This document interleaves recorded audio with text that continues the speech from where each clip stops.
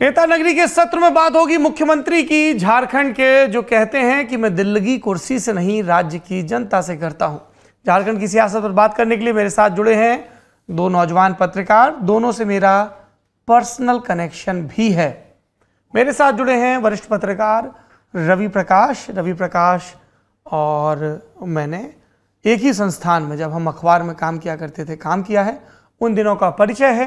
रवि प्रकाश का एक परिचय और है कि ये पूरी जीदारी के साथ कैंसर के खिलाफ लड़ाई भी लड़ रहे हैं और इन सब के बीच एक पत्रकार के तौर पर सक्रिय भी हैं। रवि प्रकाश जी, बहुत बहुत स्वागत है आपका नेता नगरी में। हेलो, काफी दिनों बाद देख रहा हूँ, तो मेरे लिए तो मतलब ये नेता नगरी के बहाने आपको देख पाना 10 साल के बाद मेरे लिए तो अनूठा अनुभव है। हालांकि मैं देखते रहता हूँ नेता नगरी और तमाम ललन टॉप्स के शोज को, तो ऐसा नहीं लगता कि हम लोग नहीं मिल रहे होते हैं। रूबरू होना मेरे लिए सौभाग्य है। थैंक यू, धन्यवाद। और हमारे दूसरे मेहमान हैं आनंद दत्ता जी, नौजवान वरिष्ठ पत्रकार, झारखंड से, लगातार अलग अलग विषयों पर लिखते रहते हैं। हमारी इंडिया टुडे पत्रिका के लिए भी लिखा है आनंद दत्ता जी ने। और आनंद दत्ता जी और मैं एक ही संस्थान Indian institute of mass communication से पढ़े हुए हैं। मेरा ये सौभाग्य है कि मैं आनंद दत्ता जी का कुछ बरस सीनियर भी हूँ, सिर्फ डिप्लोमा लेने के मामले में। बाकी आनंद दत्ता जी बहुत काबिल पत्रकार हैं। आपका स्वागत है नेता नगरी में सर। बहुत बहुत शुक्रिया रहेगा सौरभ सर। एकदम ऐसा होता है ना कि आप सर्जरी के लिए घुसो ओटी में और एकदम से आपको अपना कोई प्यारा जूनियर डॉक्टर दिख जाए। Anyways, let's start this, because कई लोगों की नज़र में ये एक सीरियस पॉलिटिकल शो है, जो कि ये है भी, पर हमें हमेशा से ऐसा लगता रहा है लल्लन टॉप में कि गंभीर बातों के लिए चेहरे पर कब्जियत लाए बिना भी बात हो सकती है। बहरहाल, झारखंड की राजनीति पर बात करते हैं। आनंद दत्ता, आपसे शुरुआत करेंगे। क्या है, मतलब एक लाख टके का सवाल हो गया, इस्तीफा देंगे नहीं देंगे, देंगे तो कब देंगे, देंगे तो कौन बनेगा, दुर्गा भैया वाली भाभी बनेगी कि छोटा भाई बनेगा कि कोई और बनेगा, किसको रिजॉर्ट भेजा जाएगा, किसको वापस लाया जाएगा।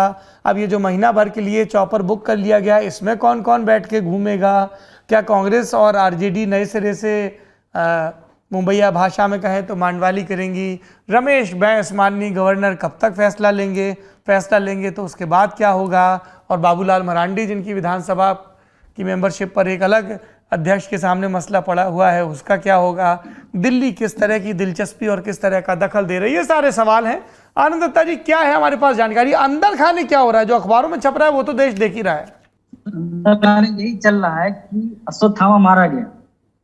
अब हाथी है या अश्वत्थामा है ये किसी को नहीं पता, सब वही ढूंढ रहे हैं और हल्ला कर रहे हैं कि अश्वत्थामा मारा गया। तो ये कंफ्यूजन तो राजभवन की तरफ से क्रिएट किया गया है। वैसे इस पूरे मसले पर मैं 4 पॉइंट पे बातचीत करना चाहूंगा। पहला कि जेएमएम, तो ऐसा नहीं है कि हेमंत सोरेन इसलिए अपने जेएमएम के भी विधायक को इसलिए छत्तीसगढ़ लेकर गए कि उनको ये डर बना हुआ है कि हमारे विधायक भी टूटेंगे। उसके पीछे एक इनपुट ये है, वो इनपुट है इंटेलिजेंस एजेंसी की तरफ से, कि जेएमएम के 7 सीनियर लीडर उन्होंने अपना पार्टी का संविधान दिल्ली में किसी लॉयर के पास भेजा था, ये देखने के लिए कि हम किस नंबर में और किस तरीके से टूटे कि पार्टी का सिंबल हमारे पास रहे। तो इस डर की वजह से उन्होंने कांग्रेस के साथ साथ अपने एमएलए को भी छत्तीसगढ़ भेजा है, पहली बात। दूसरा, अब आते हैं कि कांग्रेस के पॉइंट पे। तो कांग्रेस के पॉइंट पे यह है सर कि कांग्रेस के एमएलए, मतलब जब सरकार बनी थी ये हेमंत सोरेन की, उसके कुछ दिन के बाद से ही जो टोकन होना चाहिए वो उठा चुके हैं। दूसरी बार भी कुछ एमएलए ने टोकन उठाया था, अब वो क्या था, कितना अमाउंट था, ये किसी को जानकारी नहीं। दूसरी बार का तो पता है लेकिन टोटल अमाउंट पता नहीं चला है। अब आते हैं तीसरे पॉइंट पर कि बीजेपी के एंड पे क्या चल रहा है। तो बीजेपी के एक प्रवक्ता से मेरी बातचीत हो रही थी, हमने उनसे पूछा कि सर आपके लिए अब कितना विंडो बचा हुआ है। उन्होंने कहा कि हमारे लिए सिर्फ एक विंडो बचा हुआ है, वो ये कि राजभवन में अगर परेड होती है और हमें टाइम मिलता है तो हम कुछ प्रयास कर सकते हैं। लेकिन जब ये रिपोर्ट अभी तक बाहर नहीं आई राजभवन से कि इनकी विधायकी गई है या नहीं गई है, तो उसमें ये पॉइंट सबसे ज्यादा इंपॉर्टेंट है कि इस वक्त, यानी कि जिस वक्त हम लोग बातचीत कर रहे हैं, दिल्ली में झारखंड के राज्यपाल हैं और झारखंड के संगठन प्रभारी और झारखंड बिहार के क्षेत्रीय संगठन प्रभारी, ये तीनों लोग मिल रहे हैं। ऐसी जानकारी हमें बीजेपी के एंड से मिली है। और उसमें ये बातचीत हो रही है कि हम राष्ट्रपति शासन कब लगाएं ताकि राष्ट्रपति शासन के बाद हम सीधे इलेक्शन के मोड में चले जाएं। अब जो अंदर खाने की प्लानिंग है बीजेपी की तरफ से, वो ये प्लानिंग चल रही है। जी सर। रवि प्रकाश जी, आपकी पहली प्रतिक्रिया चाहेंगे, फिर हम और भी पॉइंटेड सवालों की तरफ बढ़ेंगे। क्या दिख रहा है अभी झारखंड का राजनीतिक मंजर? कौन से फैक्टर्स प्रभावी हैं? कौन से वकील साहब अब और गिरफ्तार हो सकते हैं दूसरे राज्यों की राजधानियों में और दूसरे शहरों में टिप पाकर? देखिए, जब हम लोग इस बातचीत को कर रहे हैं, इसके थोड़े ही देर पहले तेजस्वी यादव ने पटना में कहा है पत्रकारों को कि लगभग 1000 से ज्यादा एमएलए हैं इनके बीजेपी के और 300 से ज्यादा एमपीज हैं। लेकिन ईडी, सीबीआई या उस तरह की जो केंद्रीय जांच एजेंसियां हैं जिन पर आरोप लगता है कि वो इस तरह के खेल में लगी हैं जहां बीजेपी की गवर्नमेंट नहीं है, मतलब बीजेपी की विपक्षी पार्टियों की गवर्नमेंट है, वहां की गवर्नमेंट को अस्थिर करने में, तो इस बयान से हमें शुरू करना चाहिए, इस बातचीत को शुरू करनी चाहिए कि इसमें भी कहीं दम है। जो झारखंड का मामला है, जब हेमंत सोरेन की सरकार बनी साल 2019 में, और ये पहली दफा था जब झारखंड मुक्ति मोर्चा, जो झारखंड की सबसे गांवों में बसने वाली पार्टी है, जिसका रूट हर जगह है, हर पंचायत में आपको उसके कार्यकर्ता मिल जाएंगे, लेकिन कभी नंबर नहीं था जेएमएम के पास उतना बड़ा। ये पहली बार हुआ कि 30 विधायक जीत कर आया झारखंड मुक्ति मोर्चा के। तो तभी से बीजेपी को लगा था, और बीजेपी की संख्या जो तब 25 पे चली गई, बाद में फिर लोग जुटे, बाबूलाल जी के आए तो 26 अब उनके एमएलएज हैं, और बीजेपी के खिलाफ इस तरीके का माहौल था कि रघुवर दास जो मुख्यमंत्री थे उस वक्त, वो भी चुनाव हार गए थे अपना विधानसभा का। तो बीजेपी ने तभी से ये टारगेट कर लिया कि इस सरकार को हमें चलने नहीं देना है, और कई दफा बीजेपी के नेताओं ने कहा भी। आपको सॉरी मैं बताना चाहता हूं कि अभी जो एमएलएज पकड़े गए हैं कांग्रेस के पैसे के साथ कोलकाता में, जिनको कोर्ट ने इस शर्त पे जमानत दी है कि वो कोलकाता में ही रहे अगले 1.5 महीने तक, इससे पहले भी एफआईआर हुआ है रांची में। तब महाराष्ट्र के कुछ बीजेपी के एमएलएज, माफ करिएगा, बीजेपी के नेताओं के नाम आए कि उन लोगों ने दिल्ली में बुलाया कुछ लोगों को, दिल्ली के 5 स्टार होटल में मीटिंग हुई, और उसके सीसीटीवी फुटेजेस भी पुलिस ने निकाले, ये सब कुछ हुआ। उससे पहले भी जब उपचुनाव हो रहा था संथाल परगना में, तो मधुपुर में, तो बीजेपी के नेताओं ने एक बयान दिया कि आप मधुपुर में हमें जिता दीजिए, हम हेमंत सोरेन की सरकार को गिरा देंगे। तब भी दुमका में एक एफआईआर कराया गया कि ये किस आधार पे कह रहे हैं जब हमारे पास बहुमत है। ये पूरा खेल पुराना है, ताजा सिर्फ यही है कि जो फरवरी में, इसी साल फरवरी में रघुवर दास जी ने जो शिकायत की थी चुनाव आयोग को कि हेमंत सोरेन जो बरहेट विधानसभा सीट के विधायक हैं, वो भी संथाल परगना की एक सीट है जहां जेएमएम का बड़ा गढ़ है, कि उन्होंने मुख्यमंत्री रहते हुए और खनन मंत्री रहते हैं, क्योंकि वो माइनिंग के भी मिनिस्टर हैं, इंडस्ट्री डिपार्टमेंट उनके पास में है, वो रहते हुए उन्होंने रांची जिले के अनगढ़ा इलाके में एक पत्थर की माइंस की लीज अपने नाम करा ली। हेमंत सोरेन के लोगों का ये कहना था कि भाई हमने तो अपने एफिडेविट में जब चुनाव लड़ने जा रहे थे तो हमने एफिडेविट में कहा ही था कि ये माइन हमारे पास है, जिसके लीज के लिए हमने बहुत पहले आवेदन किया था, तो हम पॉलिटिक्स में भी नहीं थे उस जमाने में, तो हमने बताया हुआ है, तो ये गलत नहीं है।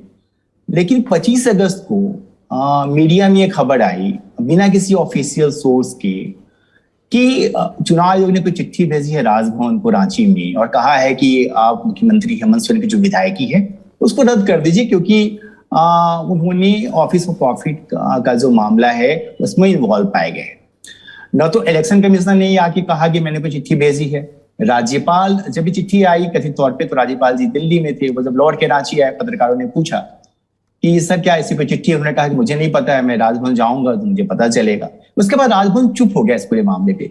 कल क्या हुआ है, मतलब 1 सितंबर को जब यूपीए का एक डेलीगेशन गया राज्यपाल से मिलने और कहने कि साहब आपकी वजह से हमारे यहाँ कंफ्यूजन क्रिएट हो रहा है, क्योस हो गया है, मीडिया में खबरें छप रही हैं कि राजभवन कह रहा है कि भाई हमने चिट्ठी भेजी है, ये किया है, वो किया है, आप क्यों नहीं बोलते हैं कुछ, आपके पास कभी चिट्ठी आई है?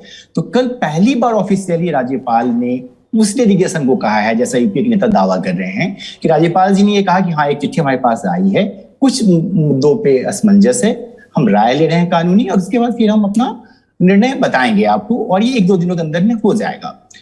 और ये बात कल शाम की है। ये कल ही मीडिया में खबरें चल रहे थे। अब आज का ताजा मामला ये है कि आज राज्यपाल दिल्ली चले गए, उनका कोई प्लान इस तरीके का दिल्ली का ये पहले से मीडिया को नहीं बताया गया था। हालांकि उनकी जो यात्राएं होती हैं या उनके यहाँ जो प्रेस रिलीज होता है वो न केवल ऑफिशियल वेबसाइट पे जारी होता है सूचना जनसंपर्क विभाग के, बल्कि वो व्हाट्सएप के जो ग्रुप्स हैं पत्रकारों के उन पे भी दिए जाते हैं।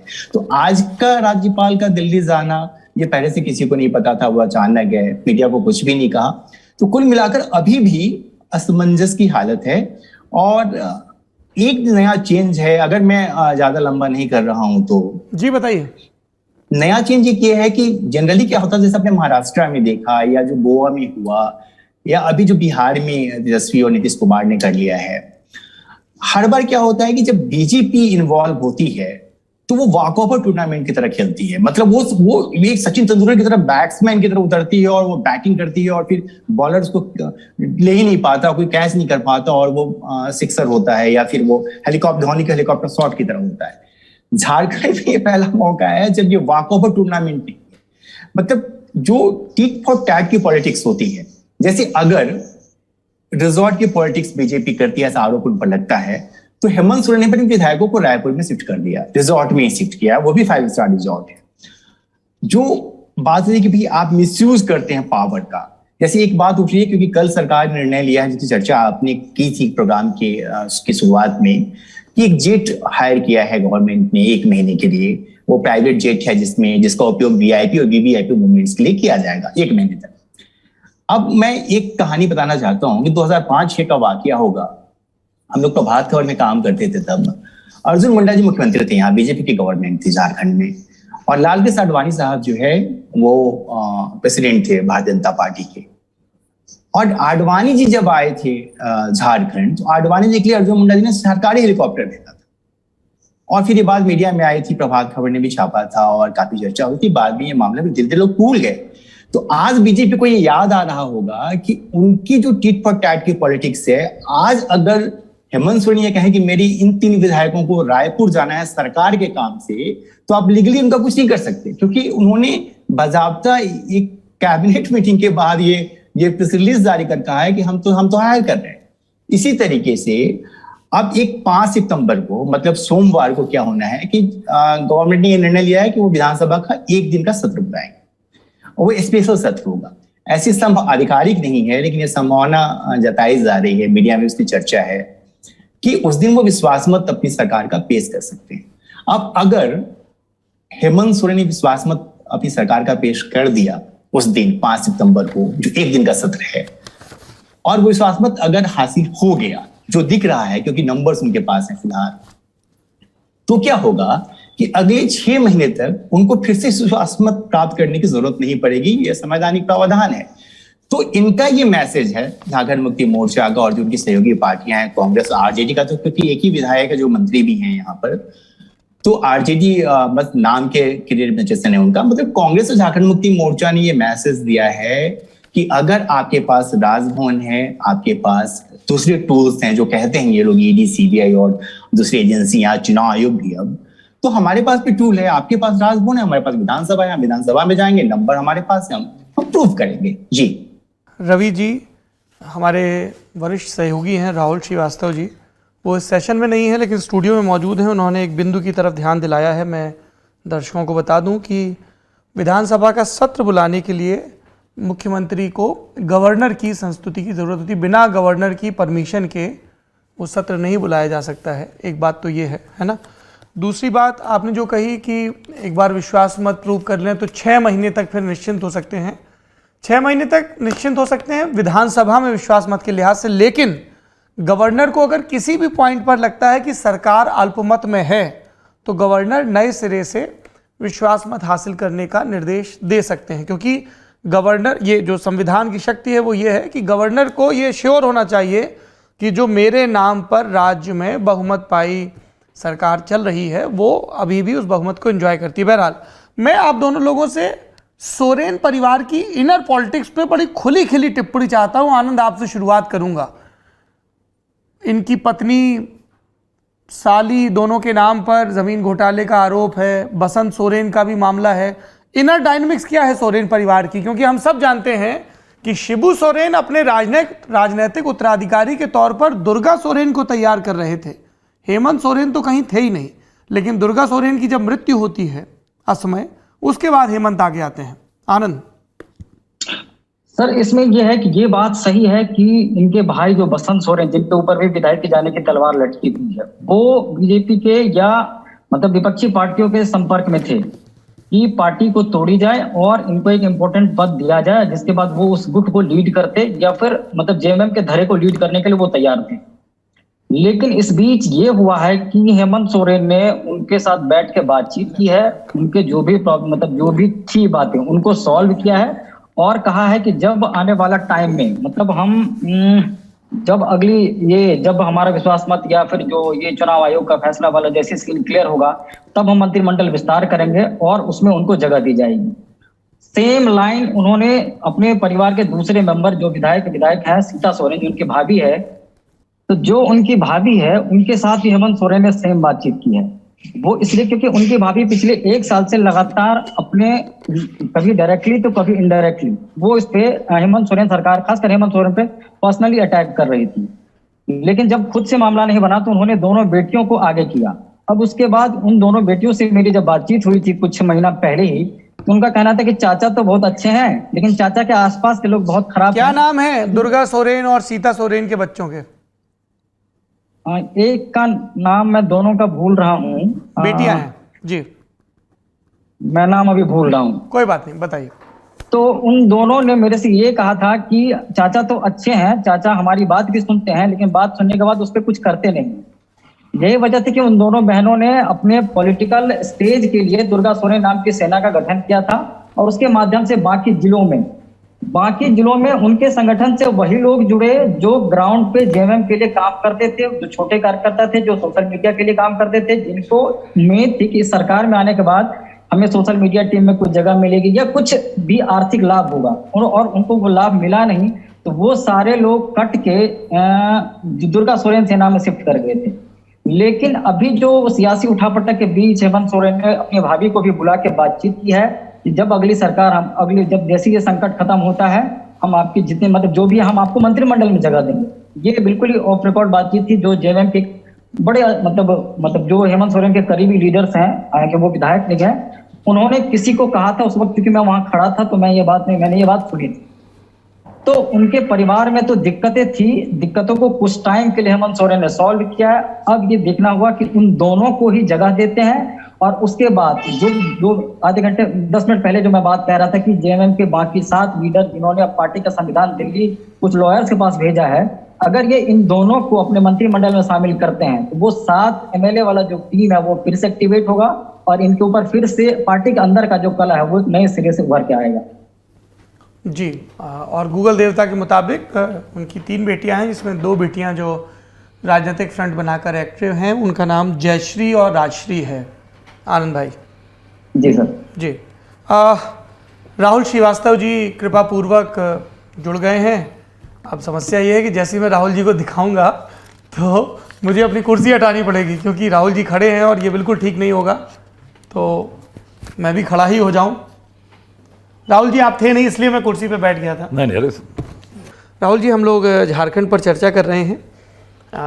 हेमंत सोरेन सरकार की मौजूदा सेहत पर हमने बात कर ली है। हमारे 2 साथी जुड़े हुए हैं, आनंद जी और रवि जी, और सोरेन परिवार की इनर पॉलिटिक्स पर भी आपने बात सुनी। मैं ज़रा जानना चाहता हूं, वो जो 10 विधायक कांग्रेस के हैं जिन्होंने द्रौपदी मुर्मू जी वाले चुनाव में क्रॉस वोटिंग की थी, तो झारखंड की जो मौजूदा स्थिति है वो दर्शकों को बता दें।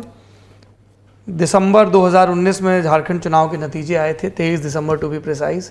81 विधानसभा सीटें हैं। जेएमएम के पास तब 30 आई थी, बीजेपी के पास 26, ये बाबूलाल मरांडी को जोड़ के, उनका बाद में विलय हुआ था। कांग्रेस की 18, प्रदीप यादव को जोड़ के आजसू की 2, भाकपा माले 1, राष्ट्रवादी कांग्रेस पार्टी 1, राष्ट्रीय जनता दल 1, अन्य 2, मनोनीत 1, है ना। तो टोटल 82 हो गई। मनोनीत को वोटिंग का अधिकार नहीं होता है। तो हम जानते हैं कि जेएमएम, कांग्रेस और आरजेडी इनका गठजोड़ था, इन्होंने मिलकर चुनाव लड़ा था, तो अपने दम पर स्पष्ट बहुमत पाया था। हेमंत सोरेन दूसरी बार मुख्यमंत्री बने थे, 2013 से 2014 तक भी रहे थे, और सोरेन परिवार से कुल जमा 5वीं बार मुख्यमंत्री की कुर्सी आई थी। तो ये कंटेक्स्ट है जो हम दर्शकों को बताना चाहते हैं नंबर गेम में। अब इस नंबर गेम में अगर कांग्रेस में टूट होती है तो भी एक बड़ा उलटफेर हो सकता है अन्य और इन सबको मिला के, इस बात की भी संभावना जताई जा रही है। और जैसा आनंद ने कहा कि वकीलों को भेज के संविधान का भी नए सिरे से पार्टी के पाठ करवाया जा रहा है। राहुल जी, आपकी प्रतिक्रिया झारखंड के पूरे मसले पर। देखिए, आपने कहा कि कांग्रेस के जो विधायक हैं जो द्रौपदी मुर्मू जी के साथ वोट गए थे, वो मामला थोड़ा अलग था। वो आदिवासी अस्मिता का मामला था। यहां पे आपको जो देखना होगा वो ये देखना होगा कि बीजेपी अपने सहयोगियों को भी मिला गया, आरजू वगैरह को, तो वो तब भी करीब 12-13 सीटें दूर है सत्ता से, यानी हाफवे मार्क से। जबकि सोरेन कांग्रेस आरजेडी का जो अलायंस है वो सत्ता के काफी आगे ऑटोमेटिकली है। तो ये इस लेवल पे तोड़ना जो है वो उतना आसान नहीं होगा। जो बात हो रही थी कि चिट्ठी आई है, साहब चिट्ठी 4-5 दिन पहले से आई है, और चिट्ठी को गवर्नर साहब जो हैं बैस साहब बहुत सज्जन पुरुष हैं, सेंट्रल हॉल में हमारे उनके बहुत पुराने बहुत सीनियर सांसद हुआ करते थे कई टर्म के। तो परेशानी ये है कि उस चिट्ठी में जो कहा जा रहा है वो सोनिया गांधी जी की तरह से, जब तो उस तर्ज पे जब सोनिया गांधी जी ने ऑफिस ऑफ प्रॉफिट के लिए रिजाइन किया था, डिस्क्वालिफिकेशन एलिमेंट है, बारिंग नहीं है, डिबार ना किए जाने की संस्तुति नहीं की गई है। मतलब एक बार फिर से चुनाव हो जाएगा, फिर से लड़के आ सकते हैं। क्या है कि एक क्राइम के लिए 2 बार पनिशमेंट नहीं हो सकती, यानी डिस्क्वालिफिकेशन और बारिंग ये 2 नहीं है, एक है।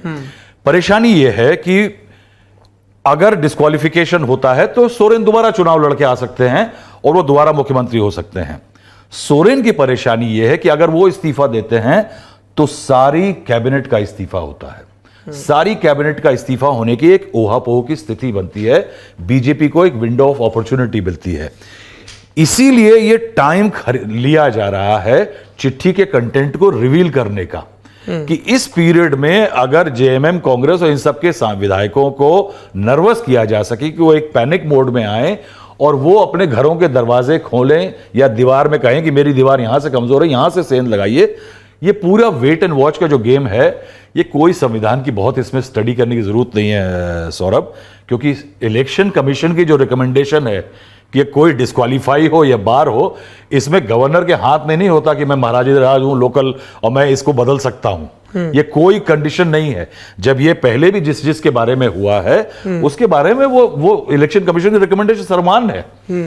तो इसमें किस चीज की वेट हो रही है? वेट सिर्फ इस चीज की हो रही है कि कहीं ना कहीं जिसे कहते हैं कि स्लो बर्न पे डाल दो सिस्टम को, स्लो बर्न पे सिस्टम को डाला गया है, जिसके जरिए विधायकों को नर्वस करने की कोशिश हो रही है। उसके अलावा इस कवायद में अगर जेएमएम कांग्रेस और उसका अलायंस जिस तरह से महाराष्ट्र में हुआ था कि शरद पवार जैसे आदमी के प्रेजेंस के कारण वो अलायंस नहीं टूट पाया था या सेंध नहीं लग पाई थी उस समय पे, बाद में ऑफकोर्स लग गई शिंदे साहब के कारण, तब तक इस अलायंस को वहां पे तोड़ना बहुत मुश्किल है। ये एक महत्वपूर्ण पॉइंट है कि आशंकाओं के बादल घिरे रहें ताकि जो जिस जमीन पे खड़ा है उसको थोड़ा सा कमजोर पाए। बाबूलाल मरांडी की क्या स्थिति है? क्या भारतीय जनता पार्टी ने पूरी तरह, जैसा प्रॉमिस किया गया था अमित शाह आदि के द्वारा, पूरी तरह से नेतृत्व सौंप दिया है कि हेमंत सोरेन एक बड़े आदिवासी नेता, उनको काउंटर करने के लिए बीजेपी को भी वैसे ही फेस की जरूरत थी और क्लीन इमेज वाले चेहरे की जरूरत थी सरयू राय के आक्रमणों और रघुवर दास के चुनावी हार के बाद? रवि जी, देखिए, बाबूलाल मरांडी जी की जो छवि है झारखंड की राजनीति में या इवन देश की राजनीति में, क्योंकि वो केंद्रीय मंत्री भी रहे हैं, वो पाक साफ छवि है। अभी तक उन पर कोई बड़ा आरोप नहीं लगा है और वो अपनी राजनीति अपनी शर्तों पे वो करते रहे हैं। मतलब वो दुमका में तब जाकर उन्होंने चुनाव लड़ा जब कोई भी आदमी जो थोड़ा भी समझदार है और पॉलिटिक्स में चाहता है कि कुर्सी उसके पास रहे, जो हम लोग प्रोग्राम के शुरू में कुर्सी की चर्चा कर रहे थे, वो नहीं चाहेगा कि दुमका जैसी जगह पे जाके शिबू सोरेन के खिलाफ मैदान में उतर जाए जब उसको पता है कि वो हारेगा। लेकिन बाबूलाल मरांडी तब भी दुमका गए। उनकी पार्टी ने, बाबूलाल जी ने एक बार कहा था अपने इंटरव्यू में कि उनकी पार्टी ने कहा कि तुम क्यों दुमका में हो, तुम कहीं और से चुनाव लड़के जीत जाओ। कैलाशपति मिश्रा जी तब अध्यक्ष हुआ करते थे बिहार प्रदेश भाजपा की, और जब बिहार था, झारखंड बटा नहीं था। तो बाबूलाल जी ने कहा कि नहीं, अब आ गया तो लड़ने दीजिए, नहीं तो लोग कहेंगे कि भाई भाग गया। और बाद में ऐसा भी मौका आया जब दुमका से बाबूलाल मरांडी जीते और पार्लियामेंट गए, तो बाबूलाल मरांडी की ये छवि है। बची बात जो आपका सवाल था कि क्या बीजेपी ने बाबूलाल मरांडी को सच में नेता मान के खुली छूट दी है? हाँ, मेरे हिसाब से बाबूलाल मरांडी जी को पूरी छूट है। लेकिन बीजेपी के जो अंदरूनी पॉलिटिक्स है, जिसके 3 धड़े हैं कम से कम महत्वपूर्ण, एक बाबूलाल मरांडी खुद जो विधायक दल के नेता हैं और जिन्हें बीजेपी ने प्रोजेक्ट किया हुआ है कि वे झारखंड में हमारे लीडर ये हैं। दूसरे रघुवर दास जो इसके ठीक पहले मुख्यमंत्री थे, 5 साल तक सरकार है उनकी, तो पहले मुख्यमंत्री थे जो 5 साल तक इन्होंने सरकार चलाई। और तीसरे अर्जुन मुंडा जो सबसे ज्यादा टाइम वो मुख्यमंत्री बने, में सबसे कई बार वो मुख्यमंत्री रहे और अभी भी केंद्र में महत्वपूर्ण मंत्री पद संभाल रहे हैं। तो ये 3 धड़े हैं।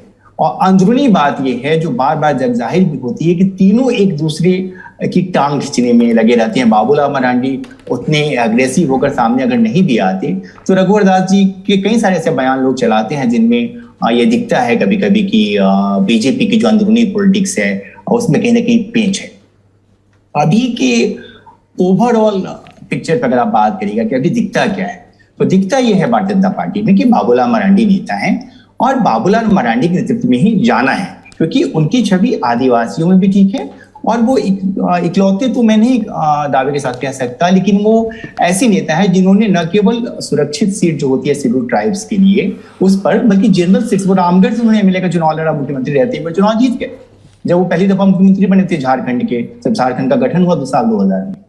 तो बाबूलाल मरांडी की इस तरह की छवि है। तो मुझे नहीं लगता कि अगर अंदरूनी पॉलिटिक्स बीजेपी की होगी भी तो बीजेपी इतना बड़ा रिस्क ले पाएगी अभी की तारीख में तो बाबूलाल मरांडी को थोड़ा भी इग्नोर करके आगे की पॉलिटिक्स कर सके, क्योंकि अभी बीजेपी जो है वो राजनीति में नीचे की तरफ है, उसके पास नंबर्स नहीं है, उनके पास कोई बेस नहीं है, वो बार बार एक्सपोज हो रहे हैं। आपने कहा ना वकील की गिरफ्तारी हुई, वो वकील ऐसे थे जिनके बारे में हम मीडिया के लोग भी समझते थे कि वो तो काफी फैंटास्टिक आदमी है, उन्होंने कई सारे मामले उठाए, रघुवर जी के वक्त में भी, हेमंत जी के वक्त में भी। अब क्या पता चल रहा है? अब ये पता चल रहा है कि वो PIL करते थे और PIL मैनेज करने के लिए पैसे लेते थे। पैसे लेते मतलब उनके पास ये पैसे रिकवर हुए हैं, वो जेल में है, उनके पास कोई काट नहीं है उन आरोपों का।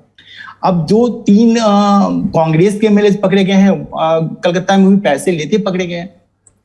तो आज की तारीख में बीजेपी डाउन पोजीशन में है जो सत्ताधारी गठबंधन है झारखंड में उसके मुकाबले। और राहुल जी ठीक कह रहे थे, मैं थोड़ा सा उसका विस्तार देना चाहूंगा 1-2 लाइन में, कि जैसे अब कांग्रेस को तोड़ना है तो भी उनके 18 विधायक है ना, अभी प्रदीप यादव, बंधु तिर्की को जोड़ के। बंधु तिर्की तो खैर नहीं रहे, माफ करिए, उनकी पुत्री चुनाव जीत गई है। तो आपको 12 विधायक चाहिए होंगे भाई कांग्रेस पार्टी को तोड़ने के लिए, तो दल बदल का मामला चलेगा आपके ऊपर।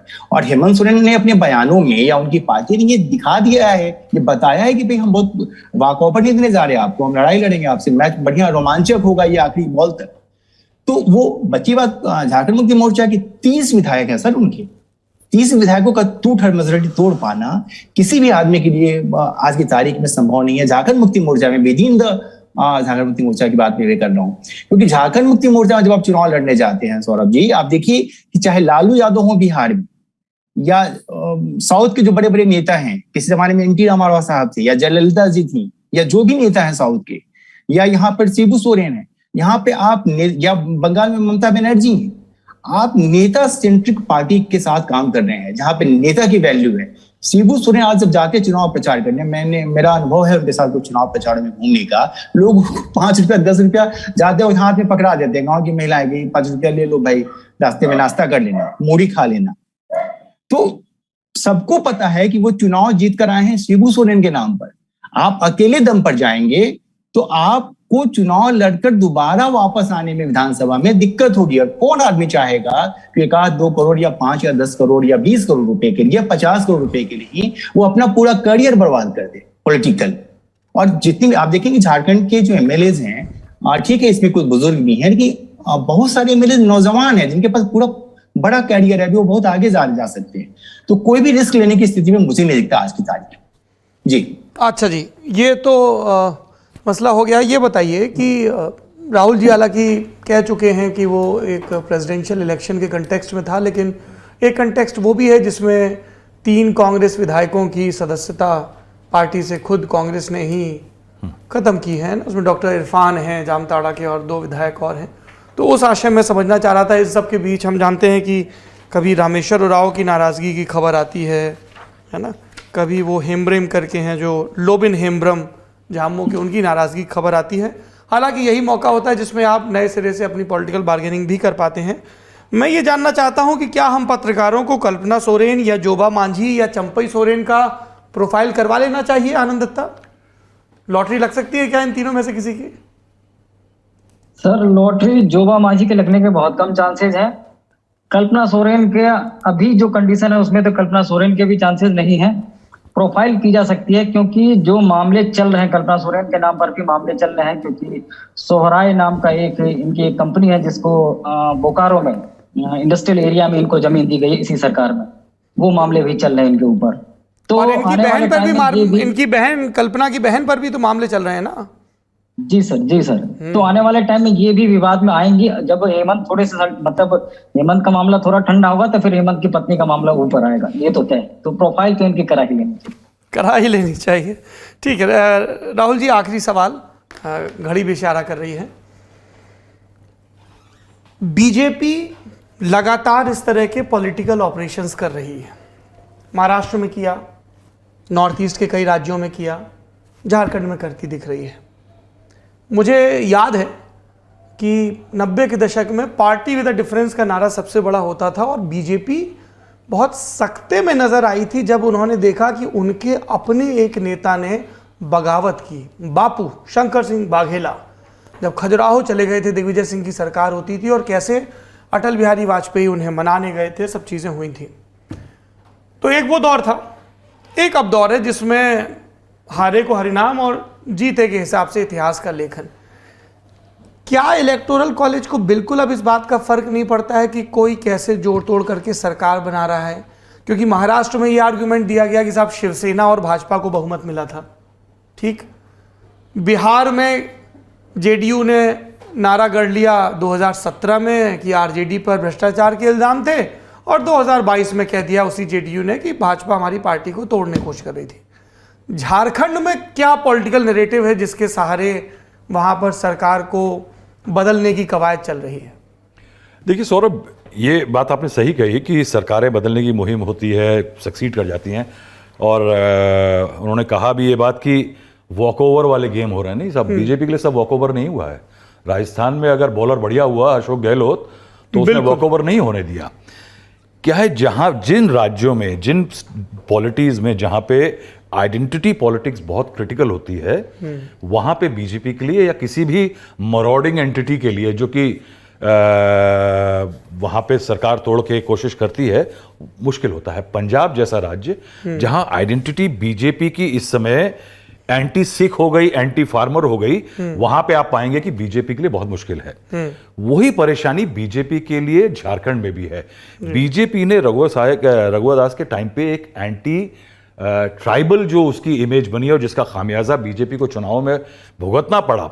देखिए, कांग्रेस के परिवार के अंदर ये जो बर्तन बल्लम चप्पल चलती है, ये आम बात है, वो कांग्रेस का एक प्रॉब्लम है। लेकिन क्या बीजेपी इसमें फर्टाइल ग्राउंड पा पाएगा? थोड़ा मुश्किल इसलिए है क्योंकि बीजेपी की इस टाइम अभी भी अगर सोरेन साहब इस टाइम सत्ता में है तो वो एक एंटी ट्राइबल्स में एंटी बीजेपी सेंटिमेंट के कारण है। वो जो चीज है, क्या आपको लगता है कि द्रौपदी मुर्मू को ट्राइबल को प्रेसिडेंट बना देने से क्या वो खत्म हो गई है? बीजेपी आज ट्राइबल्स की सबसे मशहूर पार्टी है।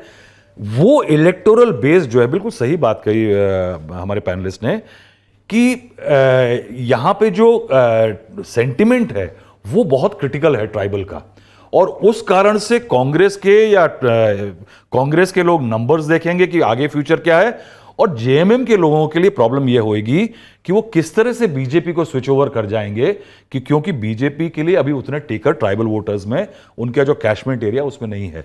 मैं ये कहूंगा कि यहां पे आकर के बीजेपी झारखंड में थोड़ा फंस चुकी है, और वो जो रिकवरी, अगर आज की तारीख में अगर आप जैसे मरांडी साहब का जिक्र कर रहे हैं, देखिए साहब, मरांडी साहब बहुत बढ़िया नेता हैं, लेकिन भारत के इतिहास में मैं दो ही नेता ऐसे मानता हूं जिनको अपना मुख्यमंत्री पद इसलिए छोड़ना पड़ा क्योंकि उनके विधायक और उनके मिनिस्टर कैबिनेट के उनके खिलाफ थे कि वो ईमानदार हैं। एक थे भुवन चंद खंडूरी उत्तराखंड में, और एक झारखंड में। कुदरत की बात यह है कि दोनों राज्य एक साथ ही बने थे, एक ही सरकार द्वारा बनाए गए थे। ये छोटे राज्यों की दास्तान है। बाबूलाल मरांडी, बाबूलाल मरांडी साहब ईमानदार थे इसलिए हटाए गए क्योंकि वो दिल्ली बक्से नहीं पहुंचाया करते थे। ये मैं सीधी बात बोल रहा हूं कि यहाँ झारखंड का हर पत्रकार जानता है नहीं, बीसी खंडूरी साहब के लिए भी और कि खंडूरी मरांडी साहब के लिए को no nonsense fellow, no nonsense और ईमानदार मुख्यमंत्री थे जो कि सिर्फ इसलिए हटे क्योंकि उनसे लोग इसलिए नाराज थे कि साहब वो बेईमानी का पैसा नहीं खाने और देते अभी देखिए हम और आप ये बात कर रहे हैं क्योंकि नेता नगरी में तो हम 2 ही 3 विषय ले पाते हैं। उन्हीं बीसी खंडूरी साहब की बिटियां हैं रितु खंडूरी जो इस समय विधानसभा की अध्यक्ष हैं और दशकों से उत्तराखंड बनने से अब तक जो वहाँ भर्ती के नाम पर घोटाले चल रहे हैं, अब मुख्यमंत्री पुष्कर धामी ने उन्हीं को कहा है कि आप इसकी जांच करवाइए क्योंकि वहाँ पे मतलब यूपी में 403 विधायक और 500-550 कर्मचारी विधानसभा में, जो मैं एक आंकड़ा देख रहा था, और यहाँ पर उसका 1/5 और यूपी से ज़्यादा कर्मचारी। तो गजब खेल चल रहा है। रितु खंडूरी के जिक्र से याद आया और इसी के बरक्स उनके बेटे भी हैं मनीष खंडूरी जो फेसबुक में बड़े पद पर थे, कांग्रेस के टिकट पर चुनाव भी लड़े थे 2019 में और हार गए थे। अभी प्रसंग चला और बाबूलाल मरांडी ने भी अलग पार्टी बना ली थी, झारखंड विकास पार्टी नाम था। झारखंड के लिए सौरभ बहुत मुश्किल है जी, इतना मिनरल रिच झारखंड स्टेट विकास है, मोर्चा जी, इतना मिनरल रिच स्टेट है, करप्शन इंतहाई पे है। आप देखिए एक बड़ा इंटरेस्टिंग फिनोमेना है झारखंड में कि एक बड़ा ट्राइबल नेता होगा, उसके पीछे एक नॉन ट्राइबल मिडलमैन होगा, फिक्सर, जो कि ऑपरेट का। आप मधु कोड़ा का केस ले लें, किसी का केस ले लें, वो तो ट्राइबल राज्यों का एक निर्दलीय विधायक प्रदेश का मुख्यमंत्री, मतलब फिल्मों में स्क्रिप्ट लिखी जाती तो हम लोग यकीन नहीं करते कि अरे ऐसे थोड़ी होता है। मैं आपको ये बताऊंगा कि मैं जब शिबू सोरेन साहब की सरकार बनी और अर्जुन मुंडा बीजेपी के नंबर ज़्यादा होते हुए भी परेशानी हुई, मुझे अच्छी तरह याद है कि मैंने एक खबर ब्रेक करी थी राजभवन के सीसीटीवी फुटेज से। तब गवर्नर कांग्रेस के हुआ करते थे कि एक विधायक सैयद सिप्ती रजी थे, सैयद सिप्ती रजी जी, एक विधायक को की पीठ के पीछे बंदूक लेकर के ले जाया गया था राजभवन में गवर्नर साहब के सामने। एक विधायक की कीमत यह थी कि राजभवन के अंदर एक विधायक की पीठ पे बंदूक लगा के ले जाया गया था और तब जाकर के शिबू सोरेन साहब को मुख्यमंत्री बनाया गया था, नंबर गेम को पलट करके। तो झारखंड राज्यों की परेशानी है, लेकिन बहरहाल बीजेपी के लिए इस समय पे खेल बहुत आसान नहीं है। वो नर्व्स का गेम खेल रही है इस टाइम पे, बस। नहीं, मैं कह रहा हूं कि नैरेटिव का भी गेम, हालांकि इस पर, और ये बस आखिरी सवाल होगा इस प्रसंग में, मैं देख रहा हूं कि जो गोड्डा से सांसद हैं निशिकांत दुबे, वो लगातार हेमंत सोरेन सरकार पर हमलावर हैं और जो नैरेटिव गढ़ने की कोशिश की जा रही है वो ये है कि चूंकि हेमंत सोरेन सरकार पर भ्रष्टाचार के गंभीर इल्ज़ाम हैं जिसके चक्कर में उनकी सदस्यता जाने वाली है, उनकी पत्नी पर, उनके भाई पर भ्रष्टाचार के इल्ज़ाम हैं, उनकी सरकार के कई विधायकों पर भ्रष्टाचार के इल्ज़ाम हैं, इसलिए ये राजनीतिक अस्थिरता है। और निशिकांत दुबे लगातार उस तरह के स्टेटमेंट भी दे रहे हैं। उस पर मैं समझना चाहता हूं निशिकांत दुबे की क्या स्टैंडिंग है। क्या उनको ऐसा लग रहा है कि अगर रघुवर दास मुख्यमंत्री हो सकते हैं झारखंड के तो कभी मेरा भी नंबर लग सकता है, अगर भाजपा फिर से आदिवासी के बजाय सिर्फ झारखंड के नागरिक होने की अर्हता पे रहे? आनंद, रवि? देखिए, निशिकांत दुबे जो ट्विटर पे काफी एक्टिव हैं और जो उनके ट्वीट्स आप देखेंगे तो वो बीजेपी की किसी प्लान करने वाले नेता के बजाय ट्रोल की तरह उनके ट्वीट्स होते हैं। जैसे उन्हें ये पता होता है कि ईडी कहाँ छापा मारेगी, क्या करेगी क्या नहीं करेगी। उन्होंने अगर सपना देखा भी है तो जो हम लोग झारखंड में रह रहे हैं पिछले कई सालों से, और इवन जब झारखंड बना है उसके 2 साल बाद मैं आ गया था यहाँ 2002 में, मुझे अभी नहीं दिखता वो। क्योंकि निशिकांत दुबे ट्रोल हो सकते हैं, संबित पात्रा ट्रोल कर सकते हैं, संबित पात्रा लीडर नहीं हो सकते। लीडर नरेंद्र मोदी है और मैनेजमेंट अमित शाह करते हैं। तो निशिकांत दुबे में फिलहाल निशिकांत दुबे अच्छे प्रबंधक हो सकते हैं। और देखिए, संबित पात्रा और निशिकांत दुबे में एक फर्क है। निशिकांत दुबे चुने हुए सांसद हैं गोड्डा के, दूसरी बार के तीसरी बार पार्टी के टॉप नेताओं से दिल्ली में बैठक हुई है निशिकांत की जी। हाँ, अच्छा, बताइए। लेकिन हाँ जी, मुझे सीन में निशिकांत दुबे ऐसा नहीं, मैं तो एक बहुत दूर की कौड़ी लेके आया हूं क्योंकि उनके लगातार इस प्रसंग पे बयान आ रहे हैं। राहुल जी, निशिकांत जो है, देखिए, निशिकांत एक दिल्ली सर्कल्स में और झारखंड सर्कल्स में 2 अलग टोपियां पहनने वाला नेता है। अच्छा, दिल्ली में वो एलिट्स जो पेज 3 सर्कल्स है उनमें भी घूम सकते हैं आराम से। क्या वो झारखंड के राजीव प्रताप रूडी हैं?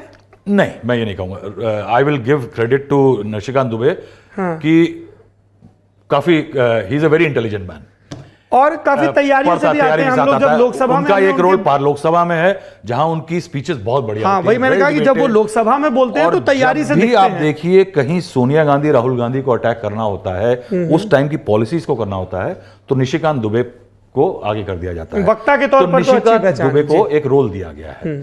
निशिकांत दुबे को रोल दिया गया कि स्टैंडिंग कमेटी में पहले फाइनेंस कमेटी में जो कांग्रेस के लोग हैं उनको टारगेट करिए, उसके बाद वो आईटी में आ गए तो उन्होंने शशि थरूर से लोहा लिया। तो वो जो टेक सैवी अर्बन एलिमेंट है वो उधर आप ये देखिए कि अगर आज की तारीख में झारखंड में कोई अच्छी कॉन्स्टिट्यूएंसी मानी जा रही है जहां विकास हो रहा है, बिजली घर आ रहा है, हवाई अड्डा आ रहा है, वो कौन सी गोड्डा है? Nishikant Dubey has a role to play. मगर जैसे सही कह रहे हैं कि वो उस लेवल पे कहीं उठेंगे नहीं, लेकिन मैं ये भी कह रहा हूं कि देखने की बात ये होती है कि अगर बीजेपी की भाग से छींका टूटता है तो साहब मैं आज भी डाउटफुल हूं कि बाबूलाल मरांडी मुख्यमंत्री बनते हैं कि नहीं। जबकि नीति ये कहती है कि उन्हीं को नेतृत्व मिलना चाहिए अगर बीजेपी के हाथ सत्ता आती है। पर राजनीति में नीति राज्य की जो और आवश्यकताएं और संदर्भ हैं उसके हिसाब से बदलती रहती हैं। ये सत्र यहीं पर समाप्त होता है। आप तीनों मेहमानों का बहुत बहुत शुक्रिया।